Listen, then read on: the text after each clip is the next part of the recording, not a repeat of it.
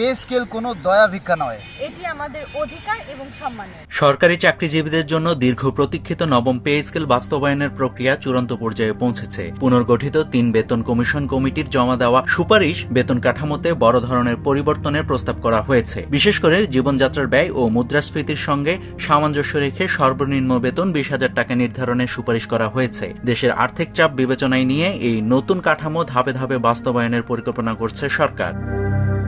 সংশ্লিষ্ট সূত্রে জানা গেছে ২০২৬-২৭ অর্থ বছরের বাজেটে নতুন পে স্কেলের জন্য বিশেষ বরাদ্দ রাখতে নীতিগত সিদ্ধান্ত নেওয়া হয়েছে। প্রাথমিক ধাপে সরকারি কর্মচারীদের মূল বেতন বৃদ্ধি করা হবে। এরপর দ্বিতীয় পর্যায়ে চিকিৎসা, যাতায়াত ও টিফিন সহ অন্যান্য ভাতা বাড়ানোর পরিকল্পনা রয়েছে। সরকারের উচ্চ পর্যায়ের অনুমোদন পেলে এই প্রক্রিয়া পর্যায়ক্রমে কার্যকর করা হবে।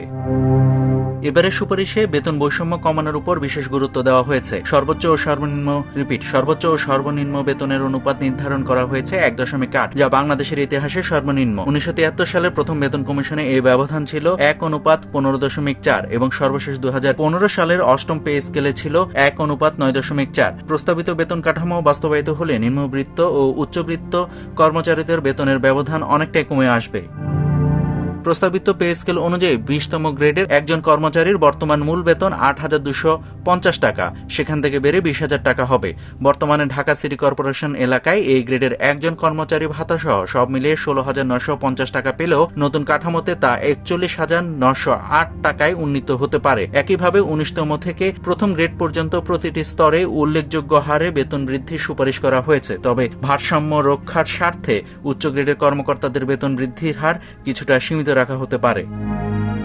নিম্ন গ্রেডের কর্মচারীদের জন্য প্রচলিত যাতায়াত ভাতা, টিফিন ভাতা, ধোলাই ভাতা ও ঝুঁকি ভাতা পুনর্নির্ধারণের প্রস্তাব দেওয়া হয়েছে। তবে পঞ্চম গ্রেড বা তার উপরের কর্মকর্তাদের গাড়ি সেবা নগদায়ন ভাতাকে এই বিশেষ বৃদ্ধির হারের বাইরে রাখা হয়েছে। এছাড়া বর্তমানে চালু থাকা ১০ ও ১৫% বিশেষ ভাতাকে মূল বেতন কাঠামোর সঙ্গে সমন্বয় করার সুপারিশ করেছে কমিশন। ২০১৫ সালে সর্বশেষ অষ্টম পে স্কেল ঘোষণার পর দীর্ঘ ১১ বছর পেরিয়ে গেছে। ২০২৪ সালের রাজনৈতিক পট পরিবর্তনের পর অন্তর্বর্তী সরকার নতুন পে স্কেল গঠন করেছিল। ত্রয়োদশ জাতীয় সংসদ নির্বাচনের আগে কমিশন তাদের এই বিস্তারিত রূপরেখা সরকারের কাছে জমা দেয়। অর্থ মন্ত্রণালয়ের সংশ্লিষ্ট কর্মকর্তারা জানিয়েছেন, সচিব কমিটি বর্তমানে সুপারিশগুলো গভীরভাবে পর্যবেক্ষণ করছে এবং আগামী বাজেটে এর প্রতিফলন ঘটার জোরালো সম্ভাবনা রয়েছে। সোনালী নিউজ ডেস্ক রিপোর্ট।